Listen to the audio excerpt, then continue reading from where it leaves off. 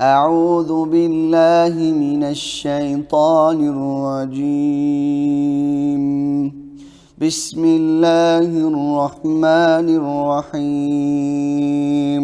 ألف لام ميم. غلبت الروم في أدنى الأرض وهم من بعد غلبهم سيغلبون في بضع سنين. لله الأمر من قبل ومن بعد ويومئذ يفرح المؤمنون بنصر الله ينصر من يشاء وهو العزيز الرحيم.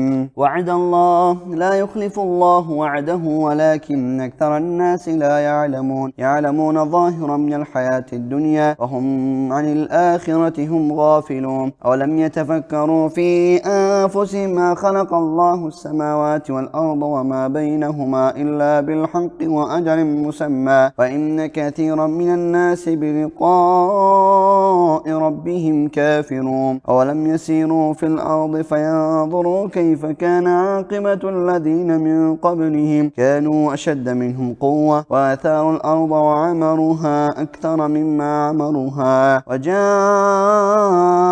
رسلهم بالبينات فما كان الله ليظلمهم ولكن كانوا أنفسهم يظلمون. ثم كان عاقبة الذين ساءوا السوء أن كذبوا بآيات الله وكانوا بها يستهزئون. الله يبدأ الخلق ثم يعيده ثم إليه ترجعون. ويوم تقوم الساعة يبلس المجرمون. ولم يكن لهم من شركائهم شفعاء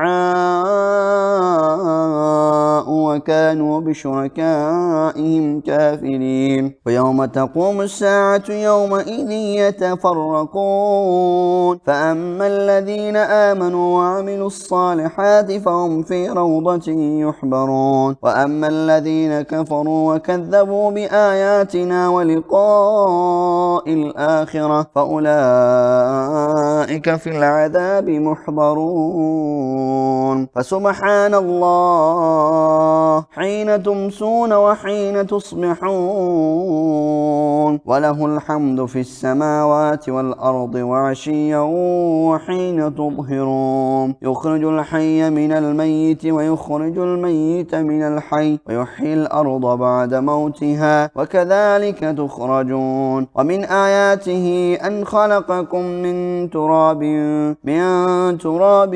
ثم إذا أنتم بشر تنتشرون. ومن آياته أن خلق لكم من أنفسكم أزواجا لتسكنوا إليها وجعل بينكم مودة ورحمة إن في ذلك لآيات لقوم يتفكرون. ومن آياته خلق السماوات والأرض واختلاف ألسنتكم وألوانكم إن في ذلك لآيات للعالمين. ومن آياته منامكم بالليل والنهار وابتغاؤكم من فضله إن في ذلك لآيات لقوم يسمعون. ومن آياته يريكم البرق خوفا وطمعا وينزل من السماء ماء فيحيي به الأرض بعد موتها إن في ذلك لآيات لقوم يعقلون.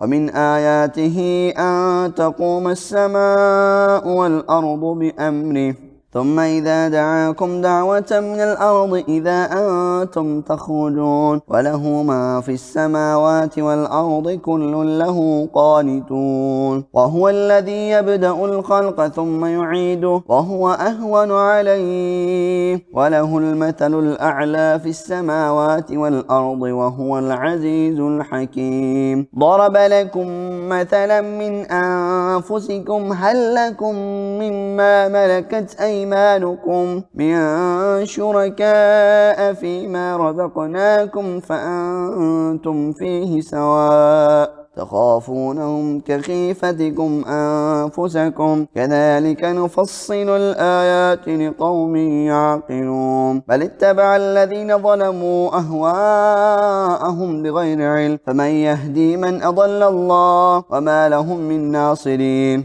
فأقم وجهك للدين حنيفا فطرة الله التي فطر الناس عليها لا تبديل لخلق الله ذلك الدين القيم ولكن أكثر الناس لا يعلمون منيبين إليه واتقوه وأقموا الصلاة ولا تكونوا من المشركين الذين فرقوا دينهم وكانوا شيعا كل حزب بما لديهم فرحون وإذا مس الناس ضر دعوا ربهم منيبين إليه ثم إذا أذاقهم منه رحمة إذا فريق منهم بربهم يشركون ليكفروا بما آتيناهم فتمتعوا فسوف تعلمون أم أنزلنا عليهم سلطانا فهو يتكلم بما كانوا به يشركون وإذا أذقنا الناس رحمة فرحوا بها وإن تصبهم سيئة بما قدمت أيديهم إذا هم يقنطون أولم يروا أن الله يبسط الرزق لمن يشاء ويقدر إن في ذلك لآيات لقوم يؤمنون فآت ذا القربى حقه والمسكين وابن السبيل ذلك خير للذين يريدون وجه الله وأولئك هم المفلحون وما آتيتم من ربا ليربو في أموال الناس فلا يربو عند الله وما آتيتم من زكاة تريدون وجه الله فأولئك